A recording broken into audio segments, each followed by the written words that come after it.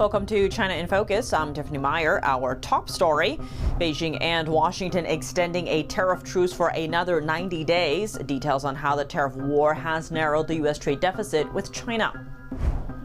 President Trump urging China to quadruple its purchases of American soybeans. What this means for broader U.S.-China trade tensions. They have bought large amounts of American agriculture products, and then they will suddenly dump those products, and that depresses the price. Chinese state media urging companies to avoid NVIDIA's H20 chips. What does this have to do with Washington's unprecedented deal with the chip giant? China's Xi Jinping calling for unity with Brazil, aiming to resist the U.S. and pushing for a seat at the Russia-Ukraine peace talks ahead of the Trump-Putin summit. And from food delivery to battlefield strikes, drones are becoming more common in people's lives. But with China dominating the drone market, who is really leading the race?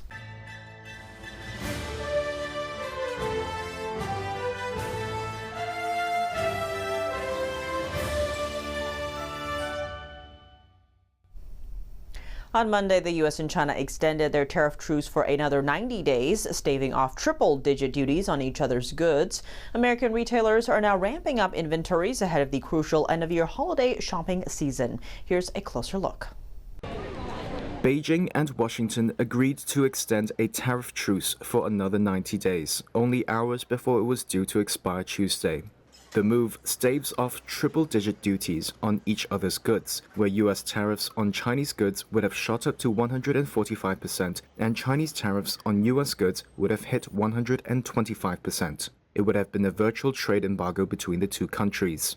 The delay buys crucial time for U.S. retailers, as imports surge for the critical end-of-year season. U.S. President Donald Trump announced on Truth Social Monday that he had signed an executive order suspending higher tariffs until November, while China's Commerce Ministry issued a parallel pause on extra tariffs early on Tuesday. It also suspended adding some U.S. firms it targeted in April to trade and investment restriction lists. China said the extension was, quote, a measure to further implement the important consensus reached by the two heads of state during their June 5th call, and would provide stability to the global economy. On Sunday, Trump had asked China to quadruple the soybeans it buys in a Truth Social post, but he did not repeat that demand on Monday. The two sides had announced a truce in their trade dispute in May in Geneva, Switzerland, agreeing to a 90-day period to allow further talks. They met again in Stockholm, Sweden in late July, and U.S. negotiators returned to Washington with a recommendation that Trump extend the deadline. Commerce Department data showed last week imports from China early this year surged to beat Trump's tariffs, but dropped steeply in June. The U.S. trade deficit with China tumbled by roughly a third in June to $9.5 billion, its narrowest since February 2004. Over 5 consecutive months of declines, the U.S. trade gap with China has narrowed by over $22 billion, a 70% reduction from a year earlier. Washington has also been pressing Beijing to stop buying Russian oil over Moscow's war in Ukraine, with Trump threatening to impose secondary tariffs on China. Even though the U.S. and China avoided those triple-digit tariffs, lower-level U.S. tariffs may still be weighing on China. Economists say China's underemployment is worsening due to higher levies and industrial overcapacity. Those factors are squeezing workers' paychecks, shaking their confidence about the future, and leading them to spend less. Consumer confidence in China remains near record lows, and retail sales are slowing down. To discuss U.S.-China trade relations, NTD's Carrie Dunst was joined by journalist and political analyst Brian Reisinger. I want you to comment on the way that Trump is approaching these negotiations. It seems somewhat unusual for a president to get down into the very specifics of the deals as opposed to just set the climate for the trade to go back and forth and what, the high-level bumpers might be, particularly getting involved with soybean exports to China. What are your thoughts on that? Well, making sure that China is being fair in its trade with us and that China is buying a robust amount of agricultural products is a good thing.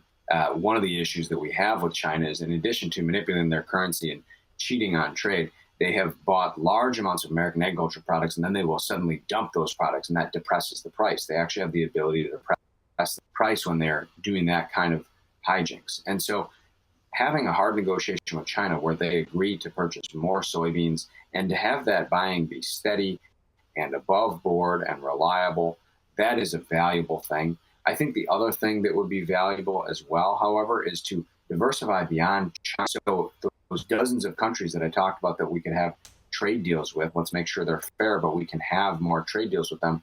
The more we do that, the more we're able to move away from depending so much on China, because it's such a large part of the world economy that it has the ability to impact our American farmers and others kind of at its whim. And so if we can diversify further and get more countries to agree to good, tough trade deals with America, that is a situation where we'll be able to move away from China really holding American farmers and others hostage.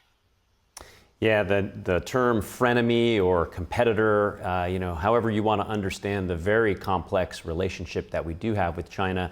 President Trump yesterday negotiated, I guess, down from 20% to a 15% export fee on NVIDIA and AMD chips that will be sold to China. These are not the same latest model AI chips that are allowed for U.S. applications. Some concerns, obviously, though, that this could empower their military. How do you find this unique deal? It's somewhat, I wouldn't say unheard of, but very unusual to sort of, it's almost like an export tariff. Yeah. Yeah, I think that with chips and other technologies, it's really important to be listening to our military and make sure that they don't feel that we're trading something away that puts us at a disadvantage. So as long as our military leaders feel that, the chip technology that we're maintaining that is superior to what we're trading to China, those kinds of things are really, really important. The other thing that brings to mind for me is it just shows you how interconnected all these trade issues are. And the more that we are negotiating with each country on individual crops and products, the better off we are. It allows us to drive, say, a hard bargain around soybeans, and maybe things are or aren't working out around chips or any other type of product, but we know that the deal around soybeans or around corn or around tomatoes, whatever the issue may be, is a fair one. It's really important to be able to be nimble and to be able to negotiate these things in as individual ways as possible, because the great big trade deals that involve dozens of types of products across many countries, they always have trade-offs in them. It's good for one type of grower or producer in one part of the economy and bad for another. So trying to negotiate around individual items is a good thing. Yeah, President Trump clearly taking the reins on this lever in his negotiations with China. It'll be interesting to see how this 90-day reprieve plays out, especially as he negotiates with Putin, where supplementary tariffs could come into play if he doesn't feel like Putin is acting in good faith. A lot to look out for. Really appreciate you joining us, Brian Resinger, journalist and political analyst. Thanks very much. That's all for today's China in Focus on YouTube. You can catch the full episode on Genjing World every Tuesday. To watch, simply click the link in the description box down below or search China in Focus at genjingworld.com.